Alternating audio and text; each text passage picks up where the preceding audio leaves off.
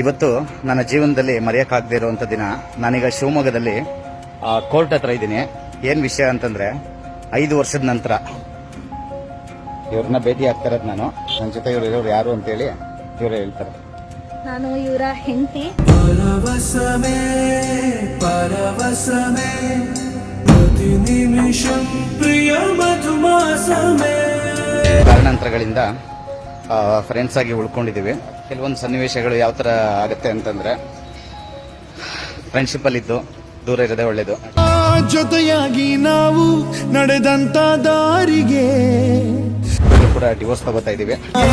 ಬಡಿದ ಸಿಡಿಲ ಭಾರ ಬದುಕೆ ನೀನು ತೀರ ಕ್ರೂರ.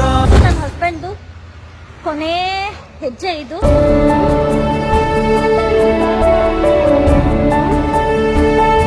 ನಿನ್ನ ಫ್ಯೂಚರ್ ತುಂಬಾ ಚೆನ್ನಾಗಿರ್ಲಿ. ನಿಮ್ಮ ಫ್ಯೂಚರ್ ಚೆನ್ನಾಗಿರುತ್ತೆ. ಅದು ನಂಗೆ ಗೊತ್ತು. ಖುಷಿಯಾಗಿರಿ. ನೀನು ಅಷ್ಟೇ. ನೀ ಹೋಗಿ ಬಾರಮ್ಮ 3 ಕೋಟಿ ದೇವರು ಕಾಯಲಿ.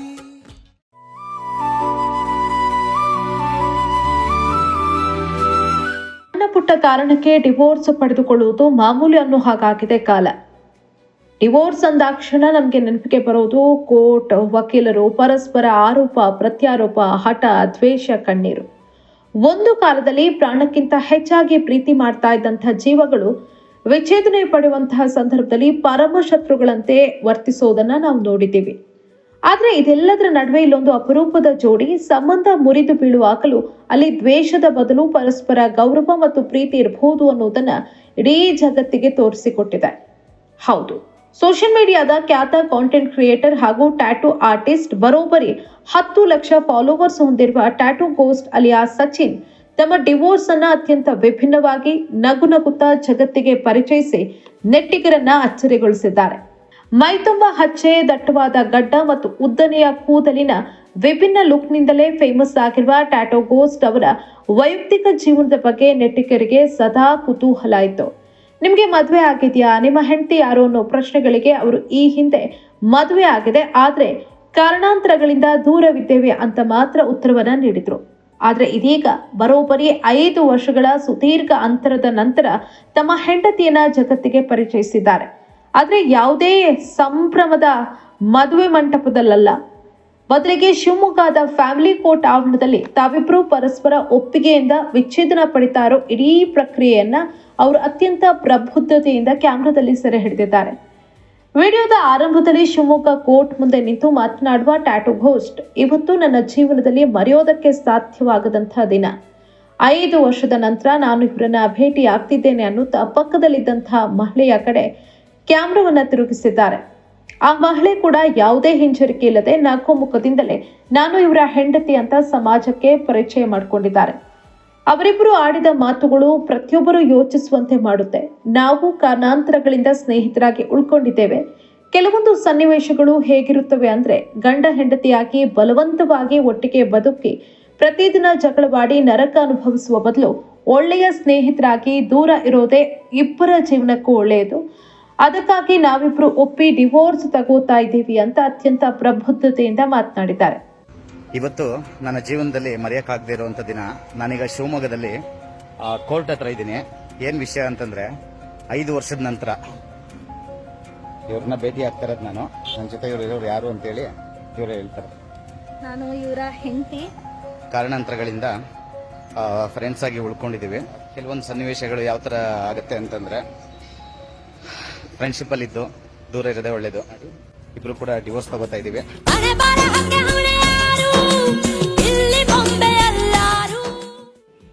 ವಿಚ್ಛೇದನದ ಆ ಕಾಗದ ಪತ್ರಗಳಿಗೆ ಸಹಿ ಹಾಕುವಾಗ ಇಬ್ಬರಲ್ಲೂ ಯಾವುದೇ ದ್ವೇಷ ಅಥವಾ ಬೇಸರ ಕಾಣಿಸಲಿಲ್ಲ.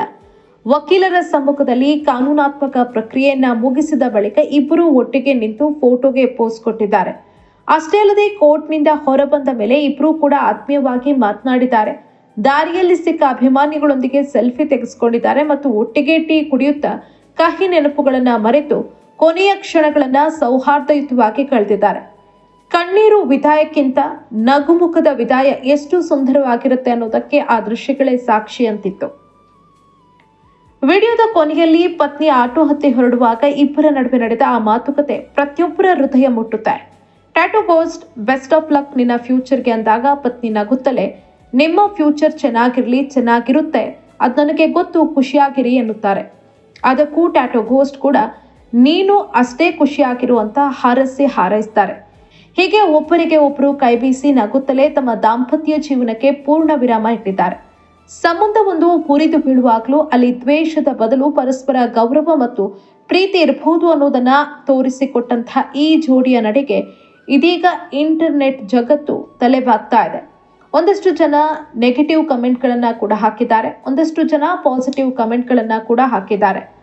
ಸಾಕಷ್ಟು ಜನ ಇವರಿಬ್ಬರ ಮುಂದಿನ ಭವಿಷ್ಯ ಸುಖಕರವಾಗಿರಲಿ ಅಂತ ಹರಸಿದ್ರೆ, ಒಂದಷ್ಟು ಜನ ಇವತ್ತು ಡಿವೋರ್ಸ್ ಅನ್ನೋದು ಫ್ಯಾಷನ್ ಆಗ್ಬಿಟ್ಟಿದೆ, ಸುಖ ಸುಮ್ಮನೆ ಡಿವೋರ್ಸ್ ತೆಗೆದುಕೊಳ್ಳೋದು ಸಾಮಾನ್ಯವಾಗ್ಬಿಟ್ಟಿದೆ ಅಂತ ಕಮೆಂಟ್ಗಳನ್ನ ಹಾಕಿದ್ರೆ, ಒಂದಷ್ಟು ಜನ ಇದೆಲ್ಲವೂ ಕೂಡ ಪ್ರಚಾರಕ್ಕಾಗಿ ಮಾಡ್ತಾ ಇರುವಂತಹ ಗಿಮಿಕ್, ಅವರಿಬ್ರು ಚೆನ್ನಾಗಿದ್ದಾರೆ, ಈ ರೀತಿ ಎಲ್ಲ ಮಾಡುವಂತಹ ಅವಶ್ಯಕತೆ ಇದೆಯಾ ಅಂತ ಪ್ರಶ್ನೆ ಮಾಡ್ತಿದ್ದಾರೆ.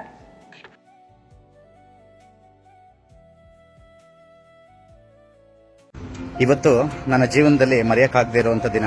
ನಾನೀಗ ಶಿವಮೊಗ್ಗದಲ್ಲಿ ಕೋರ್ಟ್ ಹತ್ರ ಇದ್ದೀನಿ. ಏನು ವಿಷಯ ಅಂತಂದರೆ, 5 ವರ್ಷದ ನಂತರ ಇವ್ರನ್ನ ಭೇಟಿ ಆಗ್ತಾ ಇರೋದು ನಾನು. ನನ್ನ ಜೊತೆ ಇವ್ರು ಯಾರು ಅಂತೇಳಿ ಇವರೇ ಹೇಳ್ತಾರೆ. ನಾನು ಇವರ ಹೆಂಡತಿ. ಪರವಸಮೇ ಪ್ರತಿ ನಿಮಿಷಂ ಪ್ರಿಯ ಮಧುಮಾಸಮೇ. ಕಾರಣಾಂತರಗಳಿಂದ ಫ್ರೆಂಡ್ಸ್ ಆಗಿ ಉಳ್ಕೊಂಡಿದ್ದೀವಿ.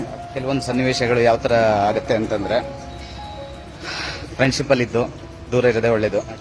ಜೊತೆಯಾಗಿ ನಾವು ನಡೆದಂತ ದಾರಿಗೆ ಕೂಡ ಡಿವೋರ್ಸ್ ತಗೋತಾ ಇದ್ದೀವಿ.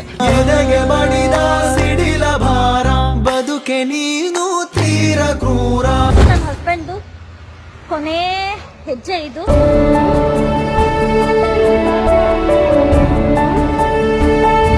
ನಿನ್ನ ಫ್ಯೂಚರ್ ತುಂಬ ಚೆನ್ನಾಗಿರಲಿ. ನಿಮ್ಮ ಫ್ಯೂಚರ್ ಚೆನ್ನಾಗಿರುತ್ತೆ, ಅದು ನಂಗೆ ಗೊತ್ತು. ಖುಷಿಯಾಗಿರಿ. ನೀನು ಅಷ್ಟೇ. ನೀ ಹೋಗಿ ಬಾರಮ್ಮ 3 ಕೋಟಿ ದೇವರು ಕಾಯಲಿ.